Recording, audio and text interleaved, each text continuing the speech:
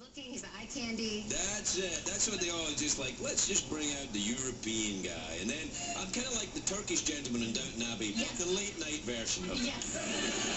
You know, that's interesting. You are a handsome European guy, but in general, if you're Scottish, European is like much more, people, the connotations are like Italian, Greek, that. But you are a handsome European guy. You say that like it somehow surprises you. No. I think you're a beautiful woman from America. But you're funny, so people aren't necessarily, that's not the first thing people think of. Yes, they think they're yes. funny and... Sometimes. You have a lot of place to dance. I was really enjoying all this. Oh God, I'm so bad at dancing. Really? Yeah. I thought you went to the clubs and you were like, here come the players. That's a great impression of me. I can dance when like everybody's drunk. Right. There's no sense of like, you know, no one judges my dancing. No How about one you? will judge your dancing here. There's a horse dancing here. There's a giant horse made of velour dancing here. What alluring eyes, though. Yeah. His eyes are like... When I say I'm the pretty one, I'm really lying, of course. Yeah. Secretariat's the pretty one. Secretariat's lashes and Yeah, so very nice. eyeshadow. It's weird. It's kind of like, it's a little over the top. It's a little bit like a kind of drag queen slash horse, or a horse slash. It's working. Yeah, it kind of is. Tell me about the show. What happens? Do you play a doctor? I play a doctor. Okay. That's good. Yeah, no, doctor is a great thing to be. It also, as it turns out, like really excuses bad behavior because everyone likes doctors because it's pretty Not me. possession. No. It really has been a rags to riches tale for our next guest. In just 3 years, this Irish lad and his group, The Script, have gone from aspiring musicians to scoring 2 #1 albums and playing stadium shows with superstars such as U2 and Paul McCartney. What's more, in such a short space of time, they have already built an impressive catalogue of memorable hits. Please welcome lead singer of The Script, Danny O'Donoghue. Hey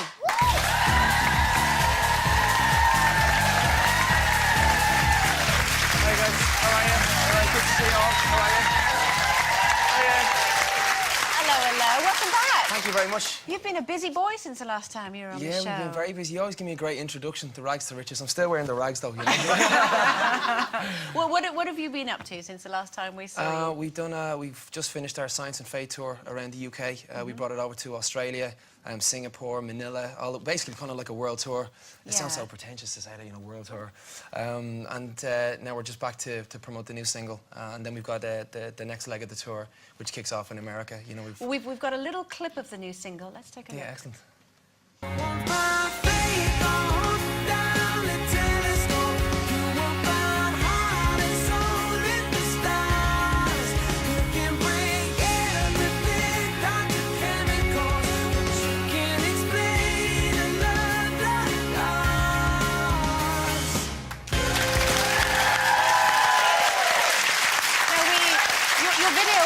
Hasn't finished being edited yet, is that right? We just shot it in Miami in the last 3 days. So that was actually live footage taken from, I believe, the O2 concerts, 18,000 people. Wow. All there, yeah, it was an amazing event for us, yeah. So how do you get an intimate atmosphere in such a big stadium? It's very, very hard. I asked Paul McCartney actually the same thing. Yeah. Okay. What did he say? Listen to you. Yeah, name dropping. I was going to say, bit of a name drop, but we'll overlook that. Yeah, exactly. But what did he say? He just said, tell a story before the song. You know, people...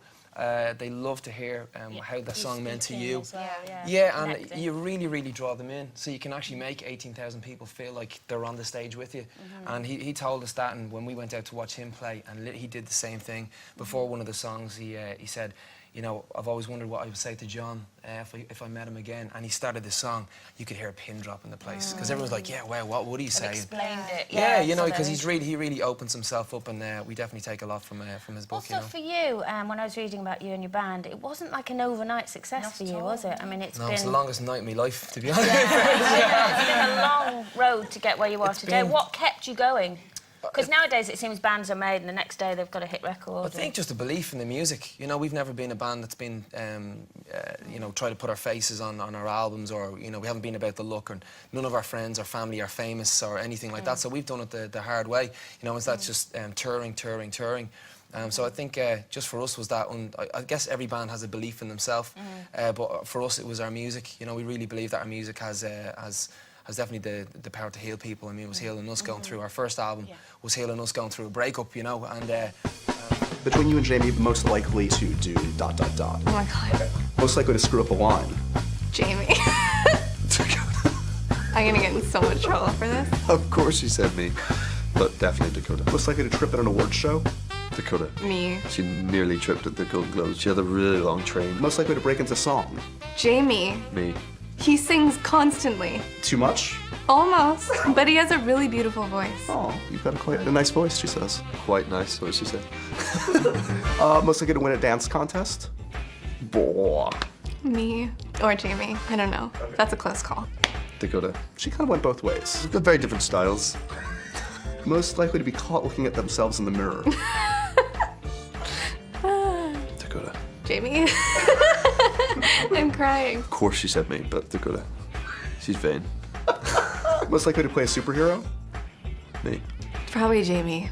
He's really muscular. I've noticed. But I'm... Never mind. Most likely to watch the porn parody of this film. Her. Me. Is there gonna be a porn parody? There always will be. Mate, you know, I can tell, you know. You've watched it, I know. It's called research, dude. Yeah, of course. Finally, most likely to walk out of this interview. Me. Bye. No,